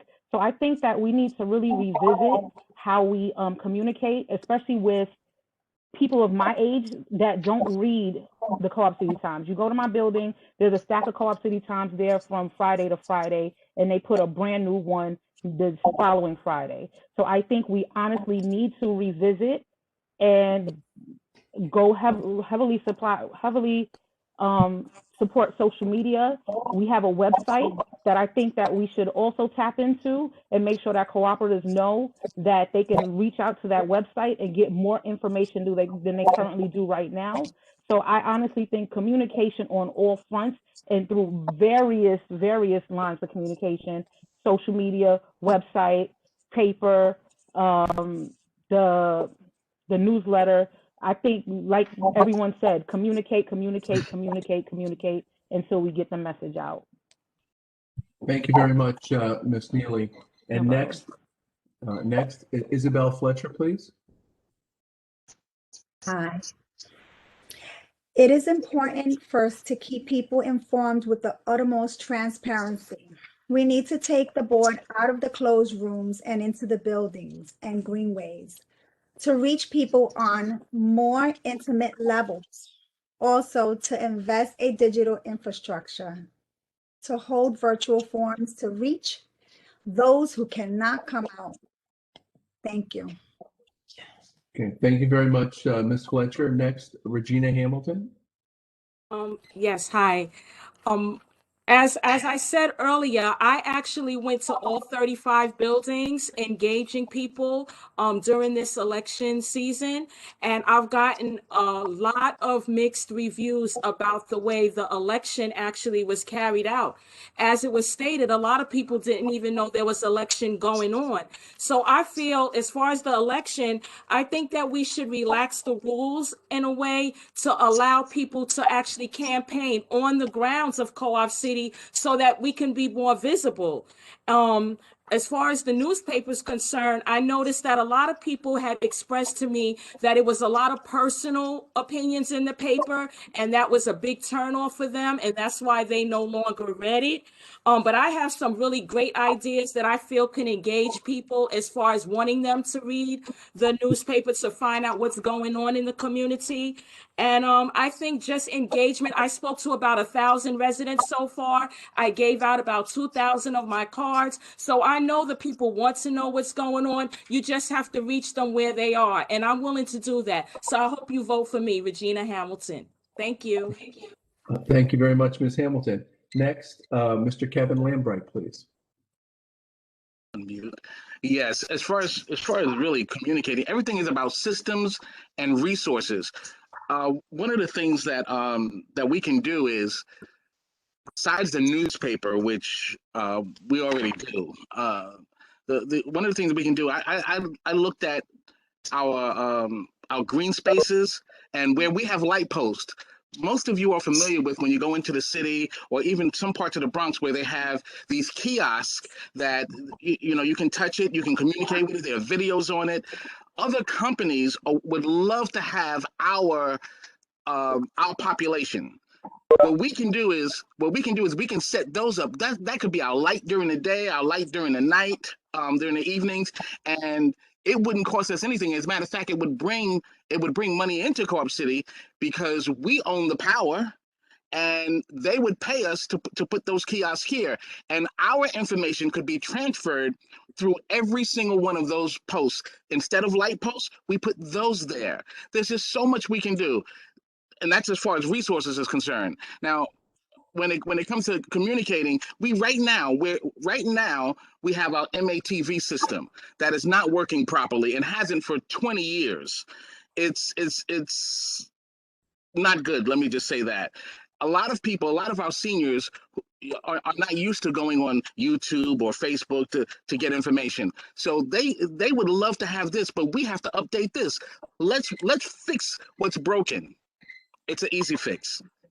Thank you. Thank you very much, Mr. Lambright. And next, Mr. Daryl Johnson, please. Sure. I talk to people all the time. Some people told me they did not used to read the newspapers. But once they get to know me, guess what they started to do? They started to read the newspapers. They started to become more interested in what was going on in the community. So we as a board, we have to expand and have people stop saying, well, you know, this is just a board. We have 15 people on this board here, all right? So the board, we have to reach out to the buildings. Individual apartments. We can have a Zoom meeting with the building, okay? But it's us reaching out to the community, letting them know, hey, we're here as individual people. We're a board, but we want you to get to know all of us, okay? So also our newspapers, we can expand the coverage of our newspapers to see what's going on in the buildings, publish that information, publish information about the families, children, and so forth. Will people start to read the newspapers at that point? Absolutely, okay, but it's called engagement, all right? The board has to engage more with the community. This way people get to know the entire board. Once they do that, they will vote. They will read the newspapers, and they will become actively involved in this community. So I encourage that to the board to really think about this. Thank you. And thank you, Mr. Johnson. And next, we'd like to hear from candidate Anika Green Watson, please. Yeah, so I echo the sentiments of many when I say that an engaged community is just really paramount to ensuring that people stay connected to the process, in particular, this election process. similar to what's already been said, in the digital age, we're sending notices through the CC Times and in shareholders maintenance statements, which Akeisha mentioned, some people don't even open now that we have the ability to electronically pay our carrying charges. So the current forms of communication that we're using will reach a certain segment of the population, but it's not going to reach everyone. And it's just really unfortunate that we haven't come up with a better mechanism to reach more people. I feel that it's really time to think about an interface that can serve as an additional platform. And I'm not necessarily encouraging that, we take on additional costs. This can mean a proprietary communication system or leveraging something that exists already, which includes the website. But the longer that we put this off, the more people we're going to continue to lose. As far as the potential voter apathy, again, when you're connected to the process, you vote. So maintaining that connection is paramount. But I think as board directors, there's a certain type of cooperative behavior that we have to model or, continue to model in some cases for people who are incumbents. And if we're serious about engagement, then shareholders will need more visibility into that process to stay connected to it. Thank you, Ms. Green Watson. Next, we'd like to hear from candidate Amina Lucio, please. Yes. So I believe that with regard to voting, that the apathy is real, and we are a microcosm of the larger society, and that a lot of folks do not trust the process or not vested in the process. And maybe they have competing priorities where they're working 50 plus hours a week, and they may have childcare issues, and they're distracted by just life in general. So that apathy and the lack of voter participation is something that we need to work on. Really, creating extended arms to the community. So everyone spoke about multimedia, the newspaper, the digital communication, the robocalls is something that we may want to employ as well when there's events going on around Co-op City. But creating extending arms to the community, I like to see the return of the advisory council. The advisory council used to exist some 30-something years ago, where it would consist of a representative. Actually, there were 4 representatives from each building and 1 delegate from each townhouse cluster, and there's 7 townhouse clusters. And this ensured increased representation. It ensured participation to provide recommendations, solutions for the many things that are of concern to us. So I would like to explore the advisory committee did you say? Okay, thank you. Okay, thank you very much, Ms. Lucio. And next, Ms. Leslie Peterson, please. Yes, hi. I try to stay as engaged with shareholders as possible. That's why when you hear me say that I go often to committee meetings, one of the reasons why I do that is so that I can get a variety of answers to different situations that shareholders face on a day-to-day basis. We are a microcosm of the larger the country at large. And what I find is that people, when they don't feel like their needs are being met, they do disengage. And so I think part of what we have to do, communication, newspapers, all of that is good. But I think you actually get more people who want to participate when they feel that when they say something, they're being heard. And not only are they being heard, but they see movement on what they are asking for, especially if it's something that is within our means to do. Just as an example, I remember going to a meeting and someone lived in a townhouse. They had 1 call box. They said, it's so far away if something happens. Can we get another call box? Okay. Sure, we can look into that. That was the answer. And that was the end of it. Now, does this person still feel like their needs are being addressed or their question is being answered? To engage more people, I think we need to show them that we are actively interested in what concerns them and give them honest answers. Some things we can do, some things we cannot, okay? And we need to be honest about that. Thank you. Thank you very much. And at this point, I'd like to turn the meeting back over to our chair, Ms. Francine. Okay, thank you. That was a very good exchange of questions and answers. Okay, now it's time to wrap up. And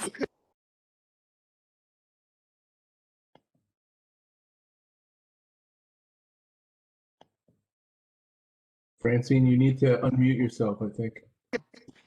Sorry. thank you very much. That was a good exchange of questions and answers. Now we'll have the closing statements, and each person will get 90 seconds, is it? I believe. Yes. Yes, Yes. okay, 90 seconds for that. And we'll begin with Monique Coleman. Thank you. Can you hear me? Yes. Yes. Okay, great. So thank you to the shareholders for your attention. Thank you to the board for organizing this forum. Thank you to my fellow candidates for this engaging discussion. It feels to me that we are more alike than we are different. We're all extremely passionate about our community and this process. And, I think that we would all be in good hands, but I really want the shareholders to consider team progress. Our overall mission is to maintain affordable housing, work hard on behalf of shareholders, review alternative options to our high-cost cable contract. We strongly oppose the Department of Transportation plan to build a northbound ramp off the Hutchinson River Parkway into the Killer Curve section of Section 5, which would isolate it from the rest of Co-op City. I support the building of a waterfront park. I think it will improve the quality of life in Co-op City. I think it will also beautify our community, set us apart from other affordable housing developments that are not as beautiful as our community. Team Progress is unified in our mission to keep Co-op City the best deal in town while preserving our quality of life. Please vote for me, Monique Coleman, Sheila Richberg, Amina Lucio, Isabel Fletcher, and please re-elect Kevin Lambrecht. Thank you. Thank you, Monique Coleman. Next we have Sheila Richberg. Yes, thank you so much. Thank you for allowing me to be a part of this wonderful forum. Again, thank you to the election committee, all of our shareholders for tuning in, everyone on this forum, especially my team, Team Progress. Thank you for your diligence and your hard work. I humbly ask you, my fellow shareholders, for your vote, and I do not take this lightly. I'm eager to listen to your real concerns, and if elected, would love to represent my family as well as yours in a professional manner and with integrity. My lifelong history of advocacy and my commitment and my involvement in Co-op City from just weeks after moving here speaks volumes about who I am and my commitment to simply just serve this wonderful community in which we live. Please vote for me and Team Progress. Re-elect Kevin Lambright, Monique Coleman, Isabel, and Amina Lucia as we continue the advances and stay on course. We pledge to optimize quality of life services, digitize all Riverbay operations, and continue to be the best deal in town. Thank you, and God bless you all. Thank you, Sheila Richberg. Next we have Leah Richardson. Thank you. Thank you. We thank you, shareholders, for your patience and your hard work of the election committee. When electing board directors, shareholders delegate them with major responsibilities. Stronger together are independent thinkers who have come together for a common cause. Our fiduciary responsibilities are duty of loyalty, duty of care, and duty to act within the scope of authority. We recognize the different needs of our shareholders and will work extremely hard to ensure those needs are met. Together, we will minimize bureaucracy, ensure communications, and sharing information about how decisions are made. These assets go a long way toward building community harmony. There is no substitution for communication between cooperation and the residents. Shareholders expect from their financial contribution to make sure that their community is safe, clean, and that the bills are paid, with the expectation that board members and management will provide these services with transparency and efficiency without overspending or unnecessarily wasting the corporation's funds. I believe that the platform for Stronger Together signifies the strength of our community needs. I am proud to support and hopefully work with a group of dynamic professional women. Anika Green Watson's legal mind will offer the board critical thinking and a greater understanding of complex issues that affect our community. Leslie Peterson's wealth of knowledge as a property manager for over 30 years, I am confident she is more than qualified to assume the position of board director. Akeisha Neely will not take no for an answer. She has a keen and inspiring analytical mind that will bring programs and youth activities to our family-oriented community. She is always ready and available to take on any responsibility.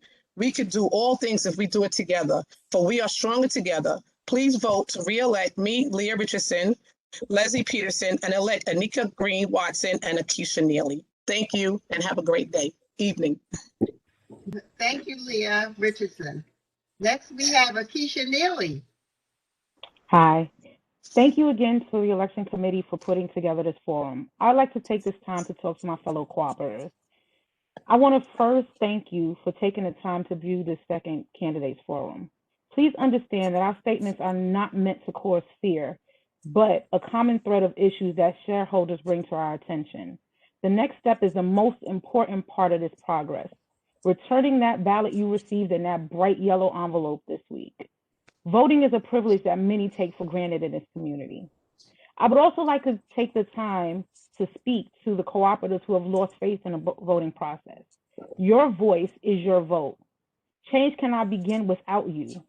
We ask that you also encourage your neighbors to vote, because together we need to work to build this community and keep it safe, affordable, and a wonderful place to live for years to come. When logging on or filling out your ballot, please remember to vote for Akeisha Neely, Anika Green Watson, Leah Richardson, and Leslie Peterson, because all for one, one for all, we are stronger together.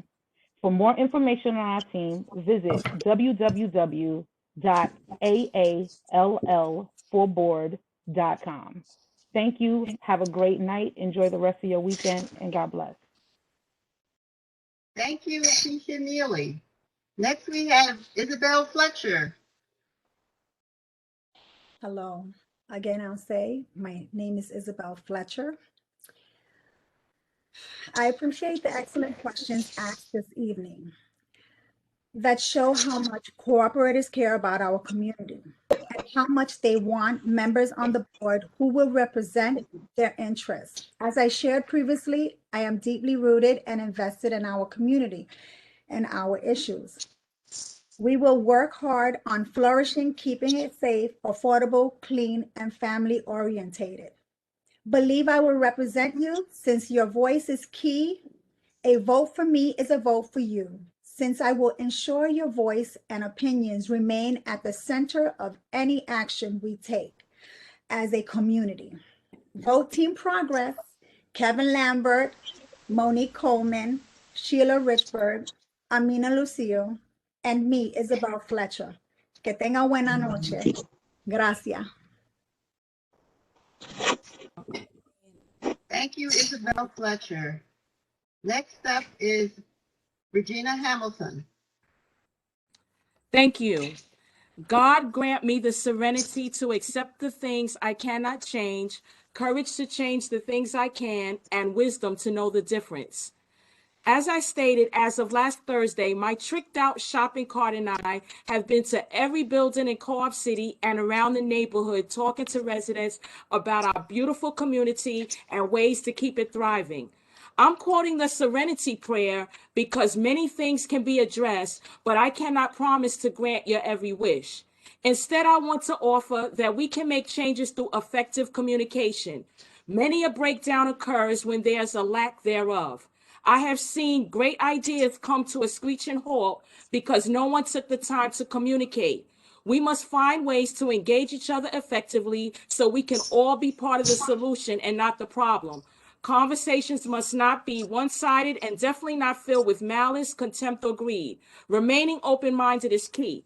I love to talk, engage, and problem solve. I believe this is a key element of a board member and one that will represent you as the shareholder very well. So vote for me, Regina Hamilton. This will not be the end, but the beginning of new dialogue, new ideas, new energy, and enthusiasm. Vote for me with the envelope. Thank you. Thank you, Regina Hamilton. Okay, next up is Kevin Lambrecht. Yes, thank you. 90 seconds. We went over quite a few things this evening. One of which, well, let me run them down to you. The Cablevision. You need to know that Cablevision was acquired back in 2016 by a French company called Altice for $17.7 billion, not million, billion. So now you can understand, hopefully you understand why they are trying to recoup that money. And they shouldn't be trying to recoup it off our backs. Not just people of Co-op City, they're doing that all over the country because they bought a bunch of small companies like Cablevision. Also, we spoke about CCPD, and now that you know that, yes, we are increasing personnel, and you will start to see more visibility within the next couple of weeks. There also are investigations going on that you don't know about, and you shouldn't know about unless it's a danger to you personally. So also, the park is not budgeted for $10 million. Now, every board member who was awake at the board meeting already knew that. They know this already. If anyone pretends that they don't know that, you may want to ask why they're trying to make you believe otherwise. So also, I have been doing, I have been active in the community from the day I walked in here. So I want you to vote for Team Progress. And you know who that is. That's me, Kevin Lambrecht, Sheila Richberg, Amina Lucio, Isabelle Fletcher, and Monique Coleman. And don't forget, Kevin Lambright. Thank you, Kevin Lambrecht. Next up is Daryl Johnson.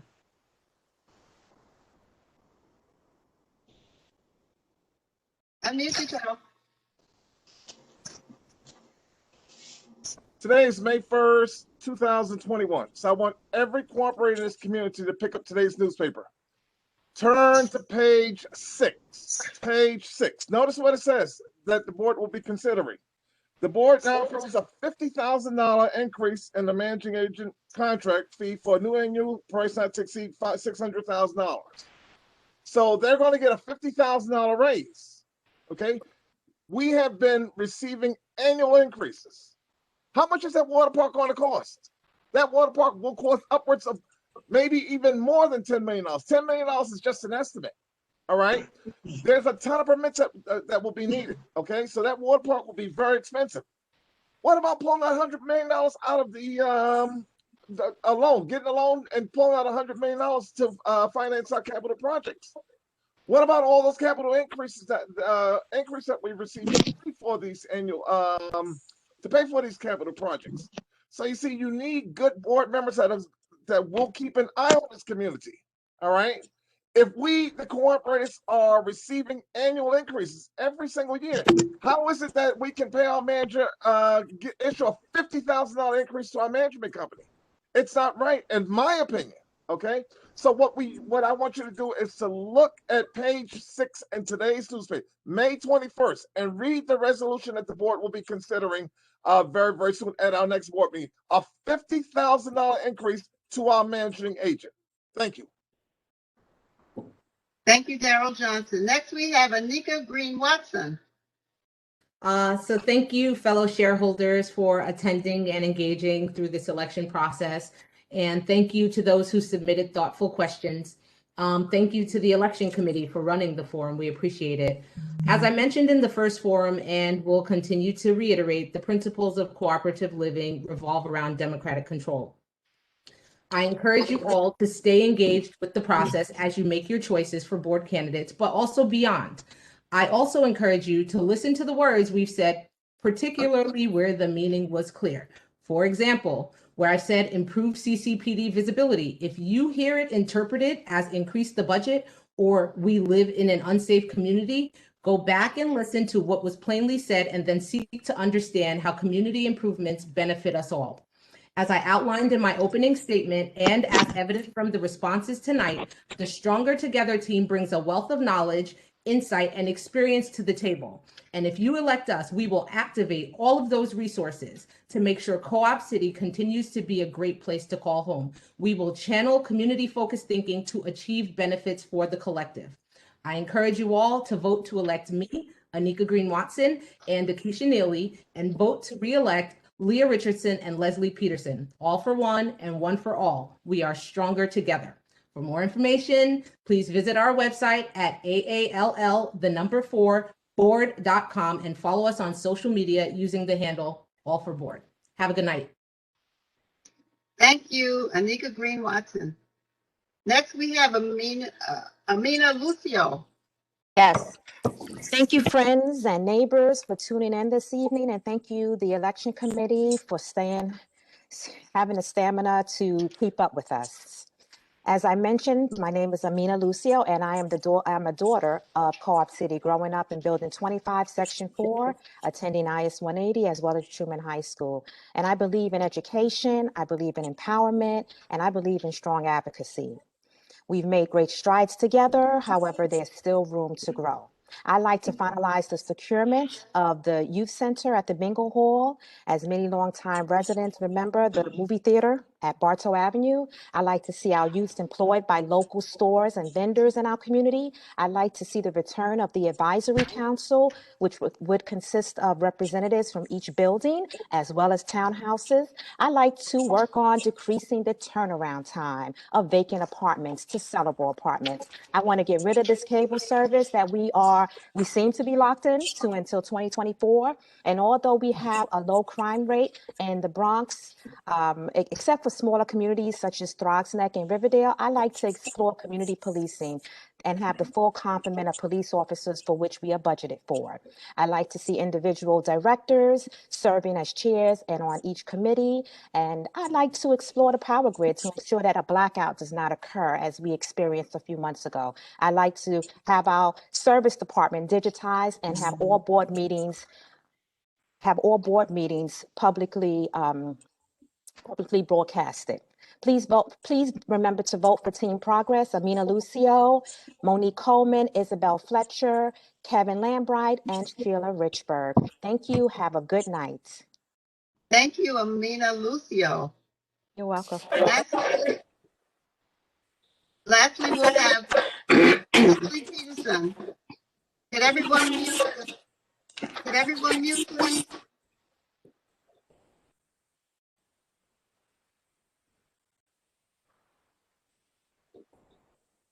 Leslie Peterson? Okay, I was just waiting for you to tell me when to go. I didn't know. Okay.